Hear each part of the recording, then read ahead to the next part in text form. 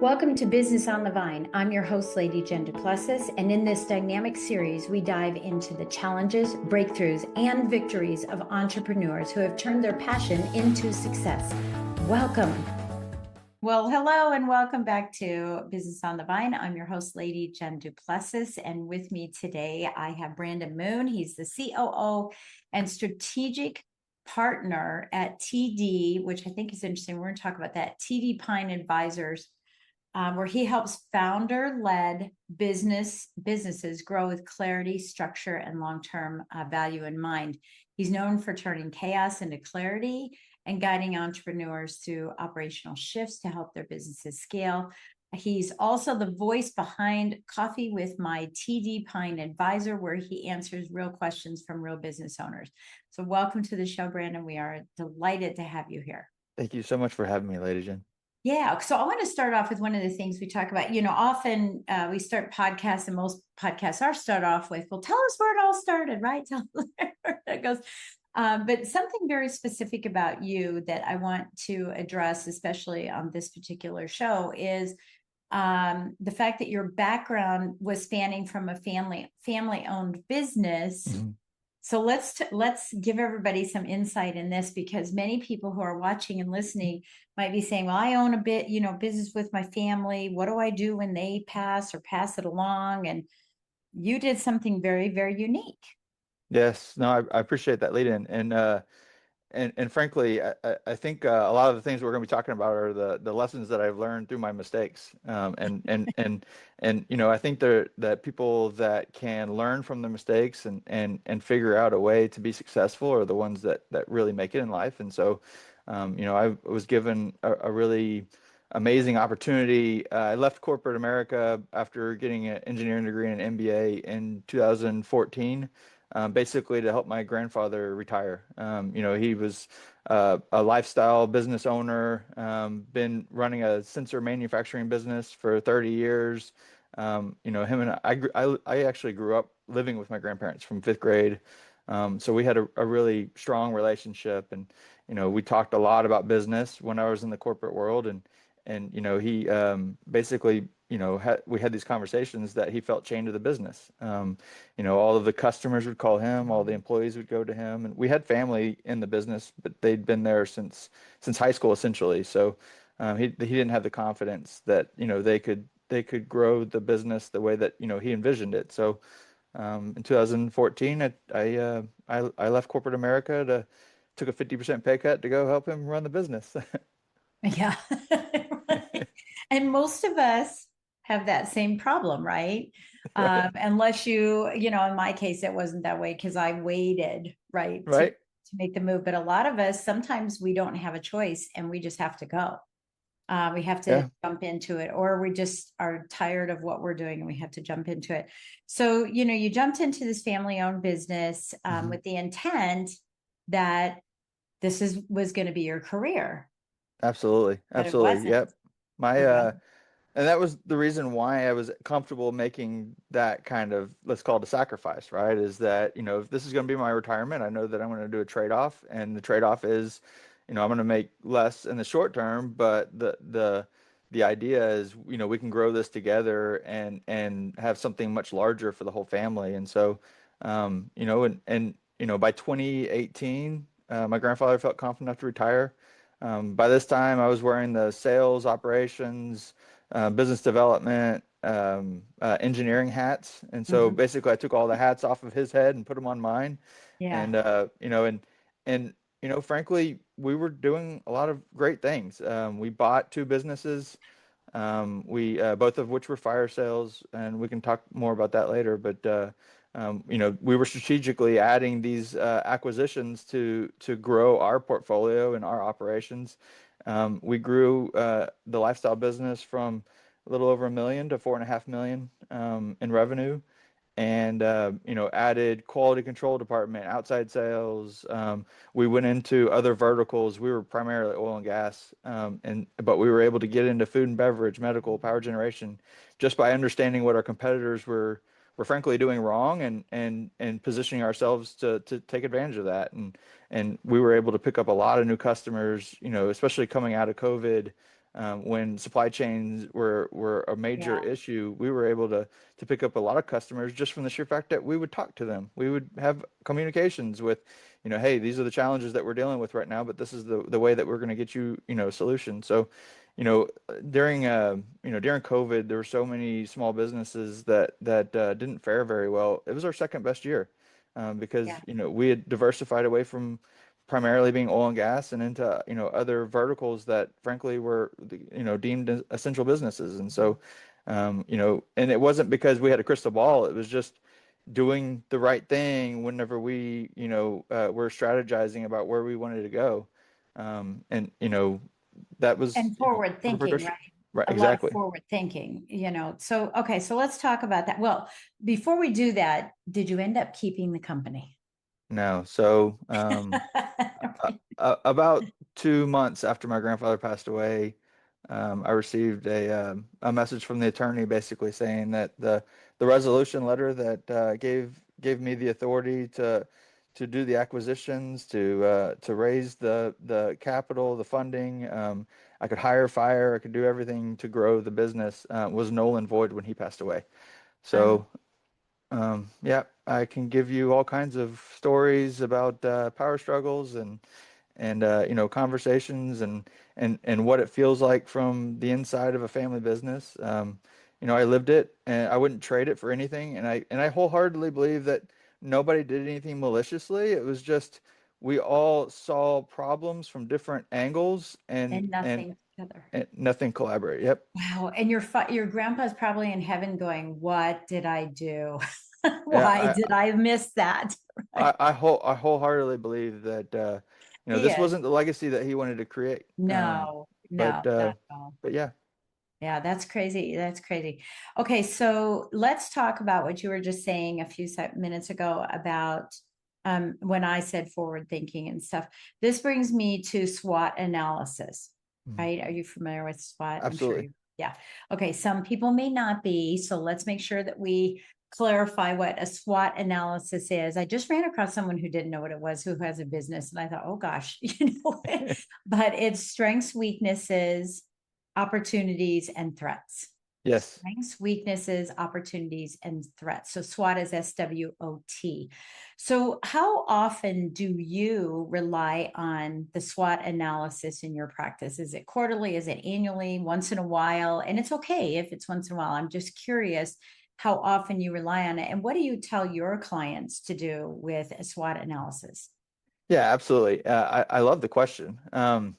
So when we first started our consulting practice, we developed the SWOT, understand, because SWOT essentially is looking at internal and external factors, and it's Mhm. breaking them down into, what are the pros and the cons, essentially. And so if you look at that matrix and you say, okay, these are the things that I can control, and these are the things I can't control. And out of the things I can't control, what can I take advantage of in the marketplace? I believe that it's something that you should look at on a bi-yearly thing, every 6 months or so. And the reason why is because yes, it's good to understand it. I wouldn't, yes, you should put effort into it, but there's a lot of things that are just changing rapidly. And frankly, the frequency at which you check on it, I think really depends on what results you're getting. So if And you're really yeah, if yeah, you're really, having a lot of growth and things are going really well, great, keep on going. If you're really struggling with making any kind of headway, you really need to say, am I going the right path? And understanding where the opportunities and the threats are can really start shaping, okay, maybe I'm going down the wrong path. And so we yeah, will do this for our clients, just by understanding their information. But we like our clients to really focus on execution. And so we yeah. kind of bring in the thought that, okay, we believe this is where you're getting hung up on. Let's try to address this, and then we help guide them. So Yeah. And I think that's important too. And especially now, I'm going to ask you another question regarding this. With markets shifting as frequently as they are, we had IQ, right? Intellectual quotient. Then we had EQ, emotional quotient, which you need as a leader. That's what moves the needle financially is the emotional yep, quotient, not the IQ. But then we have now an agility quotient, an AG, the ability for a business to be agile, to adjust, to move, to, you know, Yep. I mean, everybody thinks that AI was introduced 2 years ago, and I don't know how long you've been working with it, but I've been probably working with it for about 8 years. Because I was coaching my son on it. He does Right. bots and, in his company with options trading. So we've been working on it. I think he's been working on it almost 15 years, right? It's been around for a while. The ability for a company, a business owner, an entrepreneur, if that's what they are, or an intrapreneur, one who is commissioned or W-2'd under a bigger umbrella, their ability to be agile. Do you think that SWOT plays a role, and or something else plays a role in the ability to be agile? No, I think being able to be agile is key on whether you're going to be successful or not. Because Mhm. there's let's say there's two camps from an entrepreneur standpoint. You have the woe is me type business strategy Right. where they basically are the ones complaining about all of these things that are happening and frankly holding them back. And then there's the other camp that says, hey, these are challenges, but they're opportunities. And how are we going to take advantage of that? And so if you view that from that perspective, certainly you're looking at it from a SWOT perspective, that you understand not only the good things, the opportunities, but also the threats, the Yeah. things that being very transparent about, hey, these are the things that we're not doing well, and our competitors are going to be able to take advantage of that. So how do we fix that? And being proactive about it instead of reactive about it. And that's where those two camps come in, right? Is that the first camp, where the woe is me type business strategy, they're being reactive. And the world happens to them as opposed to, taking advantage of what is presented. And frankly, look, like I said, we didn't have a crystal ball when we went from diversifying away from oil and gas and getting into medical. But one of our customers gave us a letter a week before COVID hit. So Oh, March 13th, I think, was when Harris County, we were in Houston, shut down, right? And we got a letter from one of our customers that said, if you close your doors, you need to notify us immediately because your products are going directly to help COVID patients. And basically, we provided a wow. sensor that went into the operating table that it was in a cooling loop, and so it lowered the patient's body temperature. And so they exert less energy, right? If they're on ventilators or if they're going through operations, right? And so we printed that off and we gave it to everybody. But it was understanding that in 2015 we went through the oil and gas crisis, and that we realized really quickly we needed to diversify. It wasn't because we chose to go into medical and we were positioned the right way. It was just we took advantage of that, forward looking. Yeah, I love that. I mean, and that's a great point too that I want to make is that um, diversification, and I always look at diversification as the inability to let go of something that you're white knuckling. Right. Right. So you're white knuckling it all the way, like this has gotta work. It's gonna work. It's gotta work. Right. It's working, right? And Right. it's holding on to it. And it's that inability to let it go to grow. That's why I say let it go to grow, right? Let go to Right. grow. That diversification, is important. But tell us how that happens with a company that might be a service company as opposed to a product or manufacturing company. How do we apply that diversification? Is it in the programs? Is it in who we serve? What are some of the areas that someone could look at for diversification there? Absolutely. And the thing is, right, the tricks for product is exact same as the tricks for service. You just got to look at it from a where am I going perspective. And this is why we always talk about start with the end in mind. You have to understand where you're going to understand, why you're making the decisions that I'm making today, so that I can get to the outcomes that I'm trying to get to. And so how it comes back to diversification is if you realize that you're doing really well in an area, great, fantastic. Don't let that slip. But also put some effort into getting into other areas that you see an opportunity. So let's say that, for instance, you're a service business and you feel like the quickest wins are going to be, let's say, family attorneys for whatever reason. Okay, choose family attorneys, put 80% of your time and effort into building a base around family attorneys until you get to a certain threshold. That other 20%, you're actually looking for other opportunities and other pools to be swimming in. Right. And once you get to that certain threshold where that's giving you some really good recurring revenue, start to move that percentage to now dial that back down to say 50% and 50% into some other pools. But you want to have these income streams from more than one pool. Right. Right. And that's, it's really important what you just said is 80% make it work. I see so many people doing a little of this. I call it random acts of business, right? It's like, I'm going to do a little of this. And then, ooh, I saw a video and they're doing it. So I'm going to do a little bit of that. And I'm going to do a little bit of this because I love their website. And I heard a speaker and I'm going to do a little bit of that. Right. And this is where businesses fall apart, is because they're so segmented. The branding's off, the messaging's off. They don't. In fact, I was just at a networking event and I said, well, tell me about yourself. I never asked the question, what do you do? Ever. And when someone Right. asks me that question, I say, would it be okay if I told you about me rather than what I do? Right. But so what do you do? What do you do? But I say, tell me about yourself. And they go, what don't I do? And they go, I do this and this and this and this and this and this and this. And it's like an umbrella to me, where they're Right. telling me all about the stuff that's raining under the umbrella. And I just want to know, what's the umbrella? Right. And for you and I, it's scaling businesses. Right. That's the umbrella. Absolutely. Do it is under there. Right. Talk a little bit about that fragmentation and how maybe someone could avoid it. And what are some of your KPIs for knowing it's time to expand? Yes. So think about it this way. If you have a service or product that you're offering that you're known for, right? Let's say um, that you're a consultant and you provide kind of a holistic view of service to somebody, but you're really known for, giving your all, right? You're the Yeah. ones that you'll take the calls at Saturdays. You're the one who's doing all the things, right? Everybody's beck and call, girl or guy.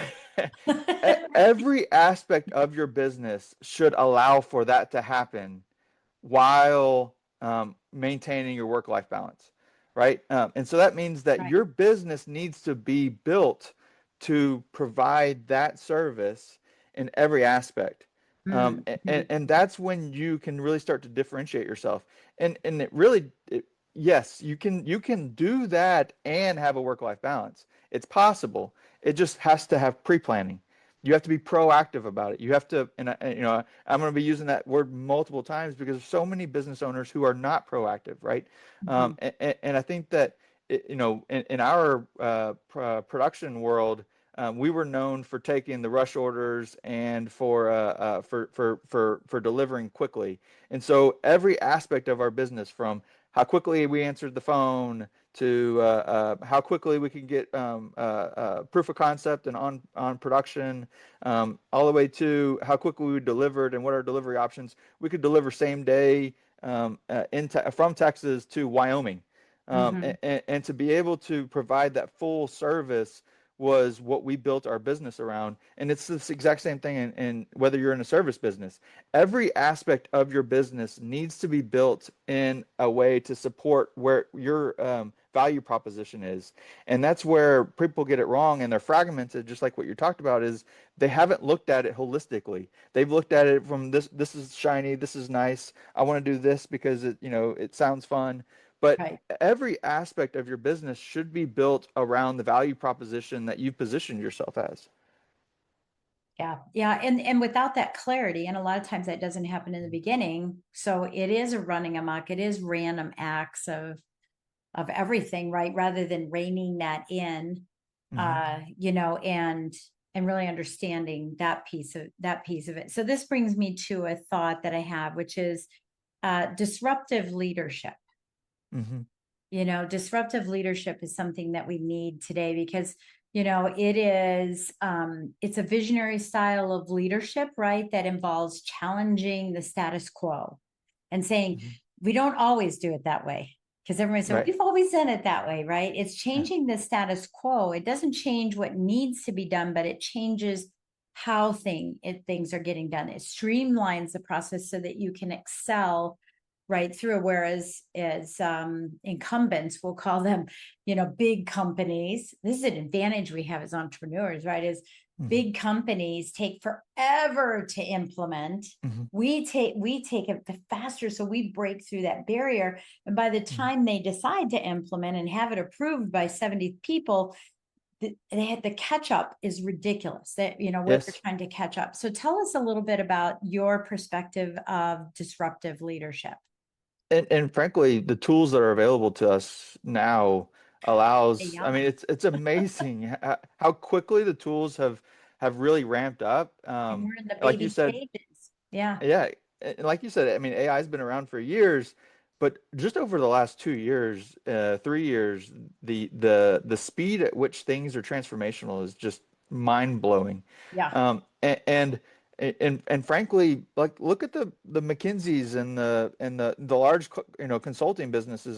They're trying to figure out how to compete with the people that now have the tools without the overhead that And can they're do leaps these and things. bounds ahead of them. Yeah. Right, right, exactly. And Yeah. so from a transformational leadership perspective, and actually going back to your other question about, what are the KPIs that we look at for owners, is that, how much of this is weighing on you because you have hired a team that you should be, entrusting for them to do what you've hired them to do. And so how can we enable them to do that so that you don't have to make all the decisions? Yes, obviously you want to make sure that the strategy and where the direction of the business is going, but you shouldn't decide whether you pay an invoice or not, right? That's why you've Right. hired Right. people. And That's so you need to break yeah. you need to break, your mindset down into what value am I bringing today to grow this business? And how can I, enable my people to move us in a faster direction? And from a transformational standpoint, and from you just have to change your mindset into, like you said, this is the way that we've always done it. Well, the way that you've always done it isn't going to get you where you want to go. Like that's, if it would have gotten you where you wanted to go, it would have already gotten you there. And so you do need to start changing how you're doing things, and that's a really hard concept, I think, for a lot of owners.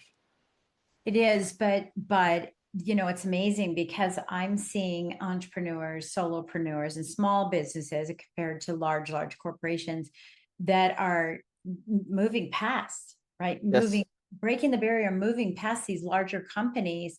And the larger companies are now getting disfragmented, right? There's fragmentation all over the place because they're trying to grab at straws and try to figure out what the heck it is, because we can execute Yep. faster, and that's a key advantage in the marketplace. Key. Absolutely. Yeah, yeah. I love that. Okay, I want to talk about. You had said something about fire sales, so let's make sure that we talk about that. I wrote it down. Fire sales. I know we're leaping there. Well, before we do, why don't we? Let's not leap there. One of the things that you say is why growing revenue isn't enough, the value gap most founders miss. I'm very interested in this because as a scaling architect, so I call myself the business scaling architect, as a scaling architect, often people are coming to me for freedom, right? So everything that you say, chaos to clarity, all of that, I say live your legacy while you're building it, right? All of that's the same thing. We focus on um, teams and leadership skills and management skills, some systems, right? Client experience systems, those types of things, systems within the team framework, etc. And freeing up the owner, right? The owner to have the life they always dreamed that this self-employment would give them. Mhm. And then we turn around and we go, oh my gosh, the revenue just went up. We weren't Mhm. even trying to get revenue. Can you describe for us why growing revenue isn't enough? But I want you to specifically talk about this too. is the difference between growth and scaling, because Absolutely. most don't understand it. So I like to think of growth as you have a cup, and growth is the water level in the cup. Mm-hmm. You know, yeah, the water can go up, the water can go down, but it's still within the cup. Yeah. And whenever the water level gets to a capacity, it starts to overflow, and your cup is only one size. Scaling is changing the size of the cup. So Yeah. now instead of a 2 liter cup, I've got a 4 liter 4 gallon container, right? And so now it can handle more growth. Now you need to focus on both. I'm not saying that you can have scaling without focusing on, bringing in more clients. But if you bring in more clients, if you just focus on revenue, then at some point you're going to be upsetting Burden. clients because You can't fulfill, handle it. you Yeah. can't handle it. And you'll Exactly. burn out. Yeah, you'll And you'll burn out. burn out. And Yeah. so that capacity to Mm-hmm. handle more needs to be focused on as well. And frankly, look, we talked earlier about, I'm going to probably talk about a lot of the mistakes that I made. When I was growing the family business, I was one of those, business owners that would focus strictly on revenue. I'm going to go, close more deals and Yeah. That's revenue solves all problems. No, it yeah. doesn't. It creates more problems. Uh, Right. and like you said, it's amazing because if you focus on capacity, revenue will grow too inherently. And the reason why is a lot of business owners are really good at business development. And so if you Right. create the systems so that they're able to spend more time in business development, then inherently they're able to increase revenue. They're able to Yeah. do what they feel comfortable doing, knowing and being comfortable that the work is getting done. Yeah. Um, Yeah, I always find it interesting when people say, so how much are you, when you're going to scale my business, how much, am I going to scale? How much business am I going to bring in? More business. What's my top line revenue going to look like? And I go, that's not always what it is. right. Sometimes is, and sometimes it isn't. Sometimes it's just, I need to breathe and you help me breathe. And now we've scaled because everyone else is doing the work. I've learned how to delegate. And sometimes it is the revenue piece of it. It's creating Mhm. a new high ticket offer, a new product or something that helps you scale because now it's a desirable product through SWOT, Right. right? Yep. Yeah. And I think that's important for people to understand. Okay. So why growing revenue isn't enough? What do we So miss out? growing revenue isn't enough because at some level you're going to be at capacity of what you can handle. And so if as you increase your capacity to handle more, like I said, you'll inherently get more just from the sheer fact that you freed up the time to go spend more time getting more clients. If you just focus on revenue, you're going to end up losing clients. You're not going to deliver the level of service that's going to keep them coming back. And client acquisition costs are more expensive whenever you go get new clients than it is if you retain your clients. And so having happy clients is the best way to keep growing your business because as you get happy clients, you can have referrals, which gets you more clients. And so, yes, focus on creating the systems to allow you to have more clients, and the more clients will happen. Yeah, I love it. I love it. Thank you so much for clarifying it from your perspective. I love that. So one of the things that you say is, I'm going to paraphrase it. Well, I'm going to read it. True business value unlocks choice. How, when, and why you transition. Mhm. Whether your next chapter includes legacy, family, harmony, which I think is so funny that you say harmony. I actually spell it harmony. Ah, nice, nice. Actually, I wasn't. Every time I typed it, God was making me spell harm money, and I would kept backing it up and fixing it. I went, wait a minute, what? Harmony and money, right? Includes legacy, family harmony, reinvention, or rest. Those options only exist when the value of your business exceeds the minimum number for personal financial security. Mhm. Help us understand this statement about true business value. So there's so many business owners that say, "Hey, this is going to be my retirement, right? So Mm-hmm. I'm building my retirement." But they have a job. They don't have an asset, right? They have a paycheck because they're the ones doing all of the things. Mm-hmm. If you really want to have this be your retirement, you need to build it so that it can be your retirement, right? If you look at if you have a 401k, you know at any given time what the value of your stocks are. You can plan accordingly and understand what your percentage growth is, all of that stuff. There's so many business owners that that's not how they view business. But yet it's the exact same situation, right? It's an asset that you're expecting to be able to get a return from. Return on. Yeah. And so, what is that asset worth? Where am I currently at? What growth am I expecting over the next few years? What is my time horizon? Is it going to be 5, 10 years? It really doesn't matter. You just need to know what it is and start planning accordingly. But what happens is, this is going to be my retirement. And so every day they go in, they're worrying about payroll, they're worrying about closing orders, they're worrying about, focusing on the day to day, and then the next day, and then the next day. And then fast forward to 20 years from now, they'll say, okay, I'm ready to sell now. And so they'll go, to No a planning. broker. Yeah, no planning whatsoever. And they're Right. like, I'm done. I'm completely spent. I'm ready to go. Well, then your only option is essentially to go to a broker, which they're going to end up discounting your Right. value because you don't have the systems in place, right? Right. And The and fires. so a lot of times you have to take what the market is willing to pay. Now, Mhm.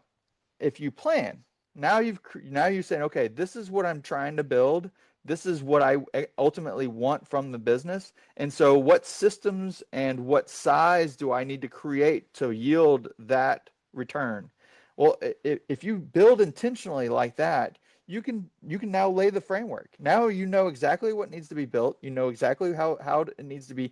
You know what your management team needs to be set up. You know what your cash flow needs to be. You know what ERP you should be using or Right. whatever it is. So now you built this. Now, whenever you get to that point where, okay, I'm ready to sell, you don't even have to take the higher bidder now. Now you can say, I'm actually going to take the third highest bid because that one provides the comfort that my employees are going to be taken care of. That one I know that they're not going to move the business. They're going to keep it Right. in the It's the same. better terms. It's the better terms. And so Right. that's the optionality that you get if you Yeah. build that systems and you build that infrastructure is now you get to dictate what is important to you.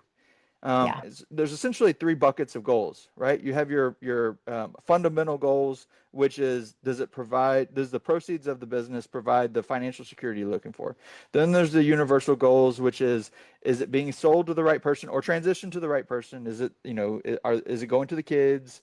What does the transition look like? Is it on the right terms? If I set a date that it's going to be 5 years from now, and 5 years actually comes up, am I still kicking the can, or did it actually execute on that fifth year that we were talking about? Because there's so many times where they say, "Oh, I'm gonna sell in 5 years," and then 3 years from now, you go and have that same conversation. Oh, I'm gonna sell in 5 years. Well, when does that 5 years end, right?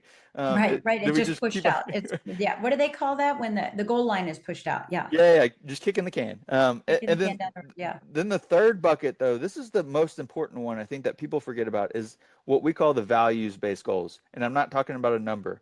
I'm talking about that's the harmony. That's the my employees are taken care of. I have a business that takes care of a lot of community service, and I want my legacy to include that community service. I want to give to charity. All of these things is the values-based goals that are important to the owner. And you have to plan with that in mind. But that means that all the other boxes need to be checked before you can get to that point, right? That means that no longer do I have to take the highest bidder. I can take a lower bid just because that is actually giving me the financial security that I'm looking for, and it's giving me all of the internal values that I want met. That's Oh, that optionality. yeah. I love that. I love that they see that. And it's so forward thinking. So let's talk about, as we wrap up our time together, let's talk about maybe even a novice business owner, someone who Mhm. is just starting out. What are some of the things that they need to be doing today Mhm. when they can't see that far out? They can't see that 5 or 10 or 15 years from now Yep. that they're going to have this company. So rather than find themselves in that position of saying, what should I should have done? What are a few things that they could do right now that most wait to do? Yeah, a couple key things. One, I do believe even if you can't see it clearly, you should be thinking about what your North Star is. The North Star being, hey, in 15 years, I want a liquidity event of X. Hmm. Or in 15 years, I want to be able to transition to my kids. Or in 15 years, I, want to bring on a partner. It really doesn't matter what it is, but you'll be amazed by, if you know what your North Star is, how the decisions that you're making today will change if you start guiding yourself towards whatever that is.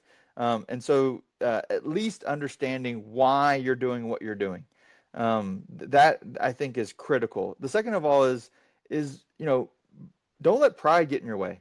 Know that it's okay not to know everything, and it's okay that to understand what your strengths and weaknesses are. There's a SWOT analysis, right? Know what your strengths and weaknesses are, and be confident that, hey, these are my strengths. I now need to find people that I can surround myself who complement my strengths and can close the gaps of my weaknesses. It's amazing how many people who have done what you're trying to do, and if you at least start having the conversations, you'll find that they're so willing to help you. And so Yeah. if you're setting out in your journey, make sure you tell everybody. Tell everybody that you're on this journey, and don't try to hold it to yourself. Be, understanding that if you're telling people who have never done this before, you're going to probably get a lot of negativity, and you're going to get a lot of people that tell you it's not going to work, and that's fine. Just be aware that's when it's going to be. Surround yourself with the people who have done what you're trying to do, and that can add that support for you when things get hard, because they will Yeah. definitely get hard.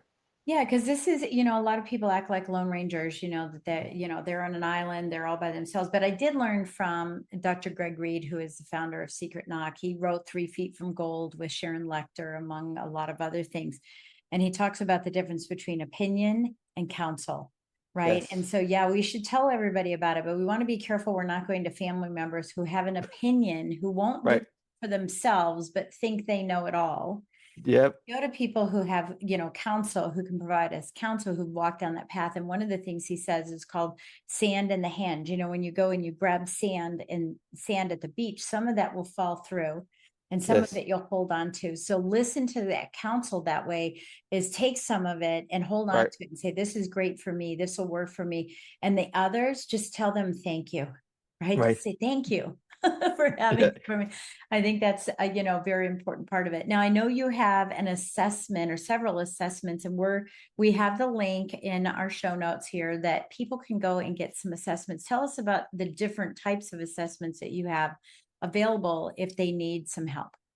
Absolutely. The two ones that I want to highlight are the exit readiness assessment.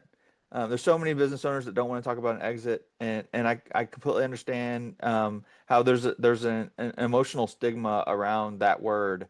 Yeah. But frankly, 100% of a business owner is going to exit their business someday. And we talked about the fire sales, right? I've seen firsthand what happens when owner doesn't plan and the kids And are it's left your picking up the pieces. Yeah. And Um, or it's your baby, right? yeah, Your baby, and you put all this blood, sweat, and tears for years, you got some high revenue, and you're watching it just be fizzled away because you didn't have documentation, you didn't yeah, have SOPs, you didn't have yep, performance reviews, a lot of things, right? Yeah. right. And so the exit readiness assessment is asking some of those tough questions that you know that frankly an owner should be asking, and they should be Mhm. asking it regardless of whether they're thinking about an exit, because life happens, and Yeah. you want to be prepared for that. Yeah. So that's the first one. The second one is the value driver assessment. There's really 9 key areas of a business that if you're focusing on those 9 key areas, you'll be able to set your business up so that maybe an exit is a non-exit. Maybe you're taking the dividend checks and sitting on the beach drinking Mai Tais, and if that's what you want, great, have at it. But that means that you have to have the right systems in place. That means you have to have the right people in place. People. You have to have the business is able to make decisions without you, Yeah. and that is a whole culture that requires a heavy lift to get there. And a lot of times it's a mind shift, mind shift.